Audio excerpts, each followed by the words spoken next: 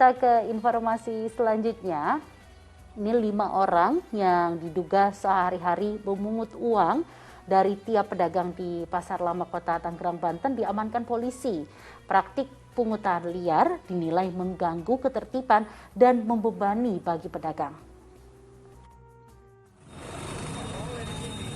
Satu persatu pelaku pungutan liar di Pasar Lama Kota Tangerang, Banten ditangkap petugas Satreskrim Polres Metro Tangerang Kota.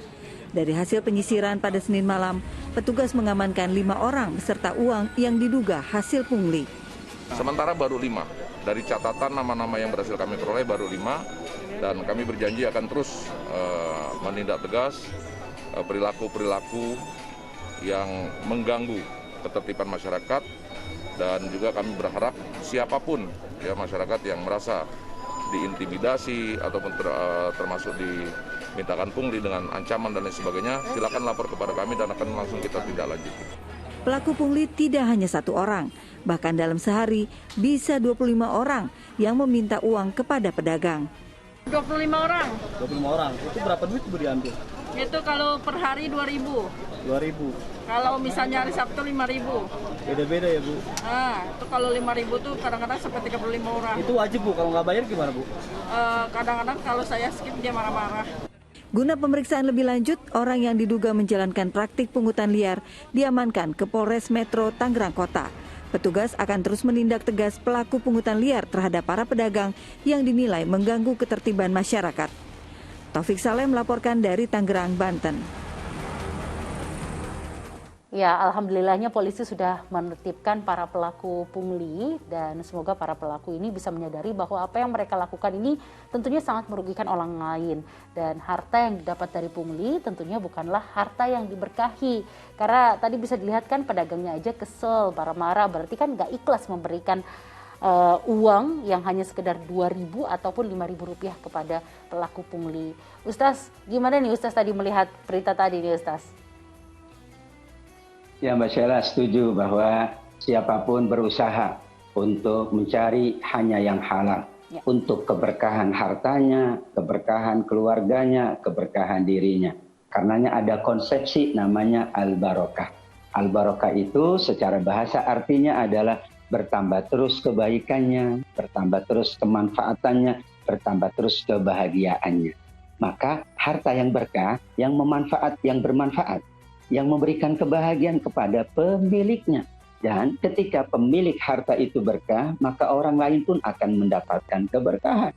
Ketika kita tidak sudi, tidak ikhlas, tidak rela, maka orang lain pun akan merasakan ketidakikhlasan tersebut. Dan itu berdampak, mungkin ia akan mengkonsumsinya dengan tidak tenang, atau ia mendapatkan keburukan, bisa mendapatkan kecelakaan karena dia mengkonsumsi dari harta yang tidak ada keberkahannya, karena orang yang memberinya tidak sukarela, tidak ikhlas. Dan juga bagaimana kita menjaga keberkahan harta. Yang pertama, kita mensyukuri semua karunia Allah. Sekecil apapun, itu adalah karunia Allah. Kalau kita syukuri, Allah akan tambahkan keberkahannya. Namun kalau kita tidak syukuri, sebanyak apapun tidak menjadi berkah. Demikian juga harta akan menjadi berkah kalau ada hak orang lain di dalamnya. Ada hak fakir miskin, ada hak anak yatim, ada hak orang-orang yang membutuhkan. Kalau hak-hak mereka terpenuhi, bertambah lagi baik harta kita, bertambah lagi membahagiakan, dan itulah maksud dari berkah pada harta. Demikian juga agar harta kita berkah, maka kita jadikan harta itu adalah untuk media ibadah, media amal soleh. Jangan sampai harta itu untuk media maksiat dan dosa. Ia mengambilnya tidak secara sukarela, ia manfaatkannya pula untuk maksiat. Maka menjadilah harta itu tidak memberikan keberkahan pada dirinya, keberkahan pada keluarganya, dan keberkahan pada seluruh nanti kepemilikannya. Kita ingin sebagaimana doa kita, Allahumma barik lana fima razaqtana. Ya Allah, berkahi untuk kami atas semua yang Engkau rizkikan kepada kami. Ada makanan, ada minuman, ada harta, ada rumah, ada tempat tinggal, ada tempat bekerja, ada teman, ada sahabat, ada keluarga. Semuanya kita berdoa kepada Allah agar semua yang Allah anugerahkan kepada kita menjadi keberkahan, yaitu pintu kebaikan, pintu kemanfaatan, dan pintu kebahagiaan serta keselamatan kita. Dan kalau harta itu berkah, orang lain pun akan bahagia bersama kita, orang lain pun akan senang berdampingan dengan kita karena hartanya penuh dengan keberkahan dari Allah Subhanahu wa Ta'ala. Nah, ini pemirsa, mungkin kita sudah diingatkan kembali nih sama Ustaz. Jadi kalau memang kita mencari rezeki, mencari uang, harta, tentunya harus sesuai dengan syariat Islam. Jadi harus tidak boleh menyerobot hak orang lain, tidak boleh memaksa. Tentunya kita harus mencari uang secara halal.